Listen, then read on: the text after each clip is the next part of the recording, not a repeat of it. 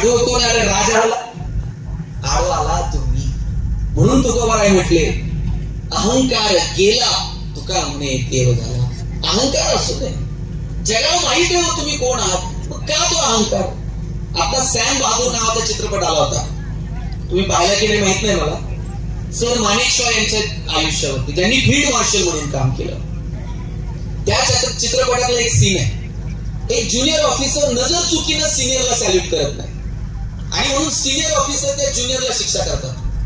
तू मला सॅल्यूट नाही ना केला, 1000 वेळा तुम्हाला आता सॅल्यूट करायचं. आर्मी मध्ये शिस्त आहे, ते ज्युनियर 1000 वेळा सॅल्यूट करत असते सिनियरला. आणि तिथून फील्ड मार्शल माणेकशॉ चाललेले असतात. माणेकशॉ विचारतात, हे काय चाललंय, तू याला एवढ्या वेळा सॅल्यूट का करतोय?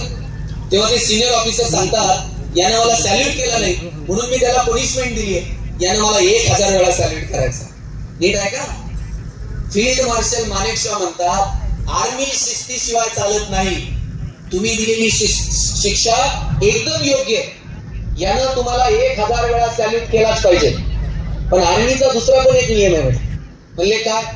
म्हणले सॅल्यूटचा स्वीकार हा सॅल्यूटनच करायचा असतो. ते 1000 वेळा सॅल्यूट करेल, पण तुम्ही आता ते रिटर्न त्याला सॅल्यूट करून त्याचा स्वीकार करायचा. आणि हेच फील्ड मार्शल माणेकशॉ आर्मी हॉस्पिटलमध्ये ऍडमिट होते. अब्दुल कलाम साहेब देशाचे राष्ट्रपती तिथे दौऱ्यावर होते आणि कलाम साहेबांना कळलं फील्ड मार्शल ऍडमिट आहे. ते भेटायला गेले, स्टूल टाकून कॉट वरती बसले आणि जाताना कलाम साहेब म्हटले, फील्ड मार्शल तुम्ही आर्मी हॉस्पिटलमध्ये ऍडमिट आहात, काही तक्रार असेल तर सांगा, मी काही सुविधा तुम्हाला देऊ. काय तक्रार आहे तुमची? फील्ड मार्शल म्हटले, प्रेसिडेंट माझी एकच तक्रार आहे. म्हटले काय? देशाचे राष्ट्रपती समोर उभे असताना फील्ड मार्शल उठून उभं राहून सॅल्यूट करू शकत नाही, एवढीच माझी तक्रार आहे. काय जगली होई माणसं.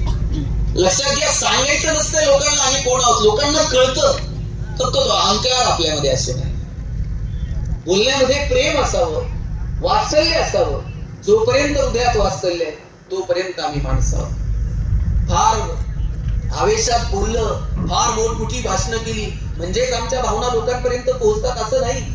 कधी कधी न बोलता सुद्धा भावना पोहोचतात. ज्या वेळेस इंदिरा गांधी गेल्या त्यावेळेस सभागृहामध्ये अनेकांची भाषणं सुरू होती.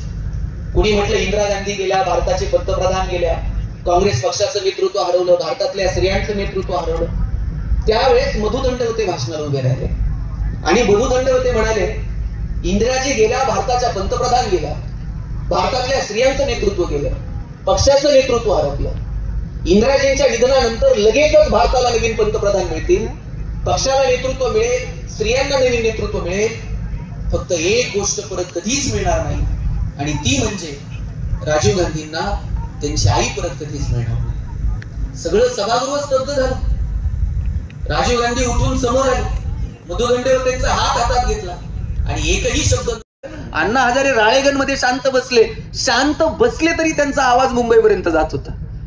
महात्मा गांधी भारतात शांत बसले, आवाज लंडन पर्यंत जात होता. शब्द वापरावेच लागतात असं नाही, शब्दांच्या अभावात सुद्धा आपल्या भावना लोकांपर्यंत पोहोचू शकतात. फक्त ते प्रेम आणि वात्सल्य आपल्या हृदयामध्ये असायला हवं. दुर्दैवानं ते वात्सल्य जर कमी झालं, प्रेम जर कमी झालं तर आपण यंत्रवत होऊन जाऊ. आणि म्हणून जे आहे त्याचा आनंद घ्या, जे आहे ते उपभोगा. कुणाच्या मदतीसाठी आपले हात यशस्वी झालो, एकटे यशाच्या शिखरावर पोहोचलो, आनंद व्यक्त करायला 4 कार्यकर्ते 4 लोक सोबत नको. 4 लोकांना बरोबर घेऊन जाता येईल का? मला वाटतं याचा विचार व्हावा. वळसे पाटील साहेब आमच्याकडे पालकमंत्री होते. साहेब, नगर तालुक्यातच माझं गाव आहे, पारगाव भातोडी, चांदबिबीच्या महालाच्या खाली. माझ्या गावामध्ये MH14 पासिंगची गाडी आली. 14 म्हणजे लांडे साहेबांचा एरिया आहे सगळा, आता सदन MIDC मुळे 14 पासिंगची गाडी माझ्या गावात आली. महागडा गॉगल त्या ड्रायव्हरनं घातलेला, त्यानं अशी काच खाली घेतली आणि गावातल्या लहान पोराला विचारलं,